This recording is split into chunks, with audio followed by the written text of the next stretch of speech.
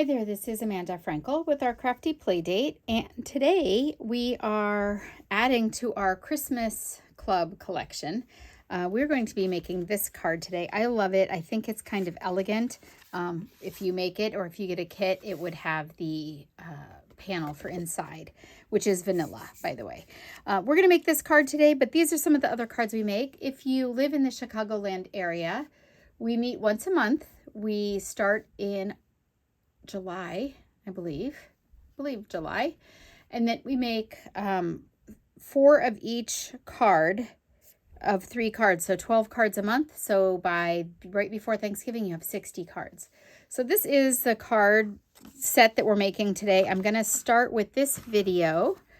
If you would like a kit, all that cannot be included is the stamped image. Everything else would be included as is. The bow would be tied. The panel would be embossed. You'd get all the parts. You just wouldn't get the stamps. And that goes for any of the kits in here. So just so you know, that's the policy of Stampin' Up! All right, let's get started. So we are going to be using Real Red for our card base here. It's just a standard card base. So it is a 1/2 sheet of an 8.5 by 11. And then you just cut that in half, and there you go. It's so easy. And this is just a standard card size. All right, the next thing we are going to do is use this vanilla here. I'm going to measure as we go here. This one is 3 by 3, so very easy, and especially easy to cut from a 12 by 12 piece of paper. So be sure to utilize the best size paper to maximize how many you can get from a piece of paper. So 3 by 3. If you're cutting it from a 12 by 12 sheet, you're not going to have any waste at all. So that's a great size. This size is just an 1/8 of the size smaller. So it's 2 7/8 by 2 7/8. I've already embossed this piece. I'm going to just show you because this is really cool. This is just a piece of gold foil paper. The thing about this class this month, I am using a lot of things that are retired in this class. And I'm kind of doing it for 2 reasons. One, I have been very slow to get my new shipment in, and it's not Stampin' Up's fault, it's mine. I just have been very busy. So I haven't ordered a lot of new things, but also I wanted to get people to start using things that they have in their collections, looking at them maybe a little differently. So I just took that foil, cut it in the 2 7/8 by 2 7/8 piece, and then I embossed it with an embossing folder that is actually retired too. This was Wintry 3D embossing folder, and it came with 2 folders in there, and we did this one a lot, but we didn't do this one a lot, and we didn't do it where it wasn't in green, but I think it's really stunning in gold. And foil embosses so well, so don't be afraid to emboss foil. I know it kind of jumps out of the norm.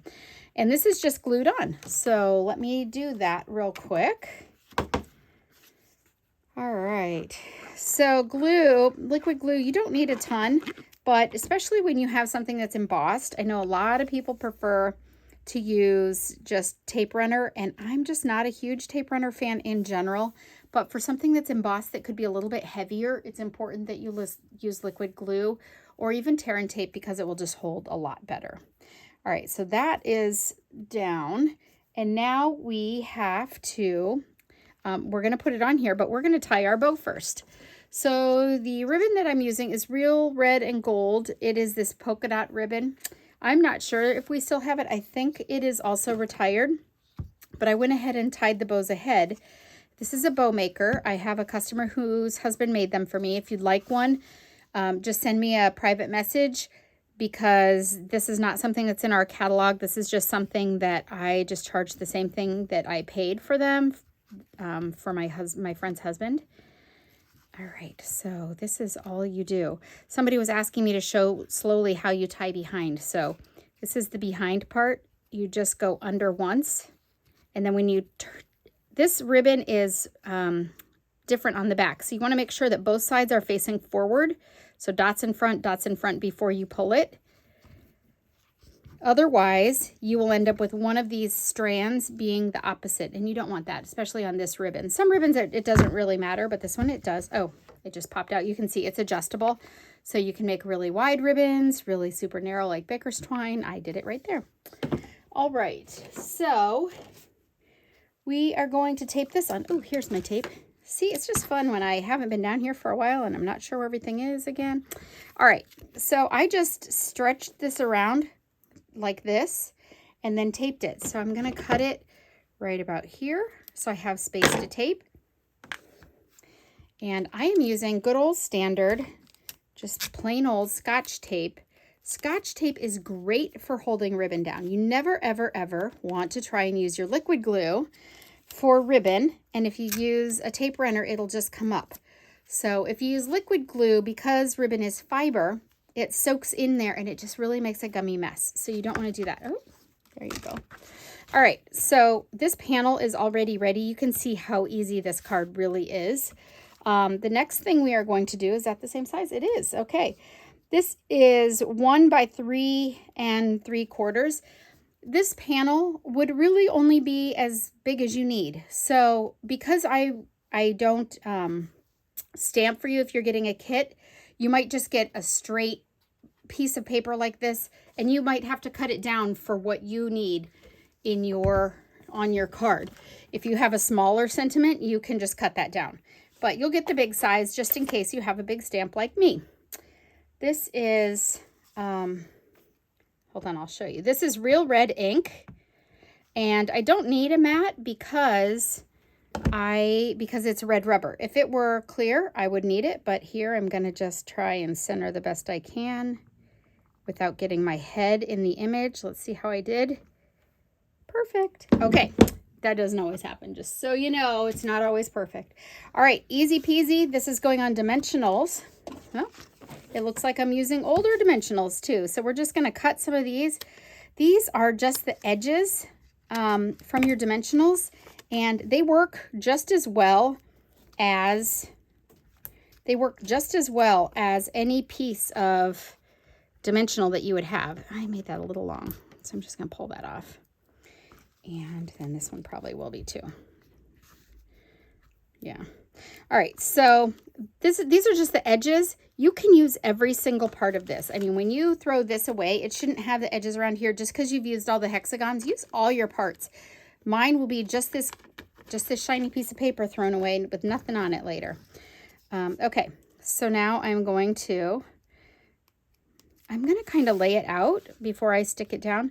Oh, you could have this angled any way you want, this pattern, but I really liked it kind of sideways. I thought it looked like it was on trees that way. If I did it up and down, trees don't really go that way. So for me, sideways worked.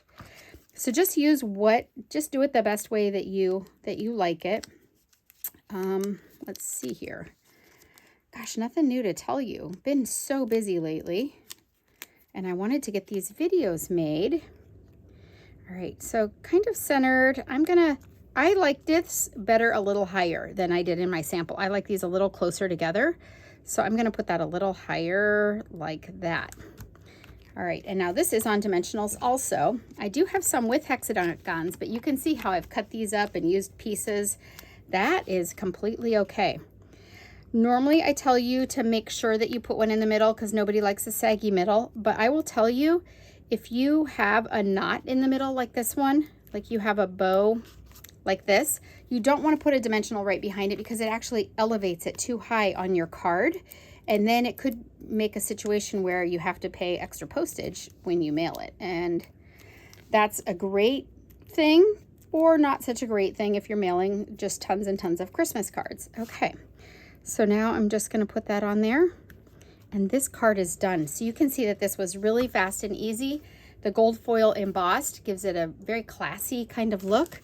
And then obviously I would take a normal size panel of vanilla and put it in. As a matter of fact, I'm going to do that right now while we're talking. I don't do it a lot when I'm teaching classes. You saw in my sample, it didn't have one in there.